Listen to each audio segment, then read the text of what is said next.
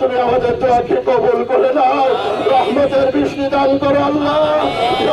তীব্র থেকে অতি তীব্র তাপদাহ সঙ্গে কড়া রোদ আর অসহ্য গরমে অতিষ্ঠ হয়ে উঠেছে চুয়াডাঙ্গা সহ এই অঞ্চলের জনজীবন।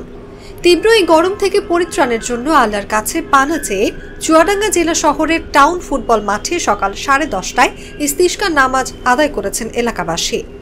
চুয়াডাঙ্গা জেলা সম্মিলিত উলামা কল্যাণ পরিষদের উদ্যোগে এ নামাজে সব শ্রেণী পেশার মানুষ অংশ নেয়। এখানে এসে নামাজ পড়ে ভালো লাগছে, যাতে আল্লাহ এর ভিতরে রহমতের বৃষ্টি দান করে। সমস্ত পশু পাখি মানব কুল থেকে শুরু করে সবার প্রতি যাতে এই রহমতের বৃষ্টি বর্ষিত হয়, এই রহমতের বৃষ্টি এই চুয়াডাঙ্গা শহর সারা দেশ সারা পৃথিবীতে দান করেন। এখানে ইস্তেগফারের জন্য 2 রাকাত নফল নামাজ আয়োজন করছে এখানের মুরব্বিয়ানরা।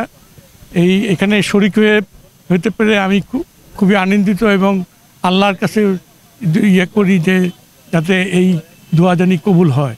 আমরা এই জায়গায় সুন্নাত নামাজ শরীয়ভাবে যে নামাজটা সুন্নাত সালাতুল ইস্তিসকা, তা আমরা পুরো চুয়াডাঙ্গাবাসীকে নিয়ে এই সুন্নাত নামাজ আদায়ের জন্য ব্যবস্থাপনা করেছি। তা আজকে সেই নামাজ সম্পন্ন হলো।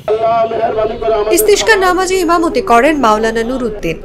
নামাজ শেষে দেশের উপর দিয়ে বয়ে চলা তীব্র দাবদাহ থেকে আল্লাহর কাছে পানা চাওয়া হয়।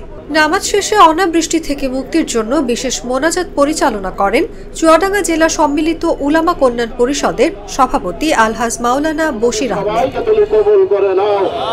অনুষ্ঠানটি পরিচালনা ও তত্ত্বাবধান করেন উলামা কল্যাণ পরিষদের সাধারণ সম্পাদক আলহাজ মাওলানা মোহাম্মদ শফিকুল ইসলাম ও মিডিয়া বিষয়ক সম্পাদক মাওলানা সাইফুল ইসলাম।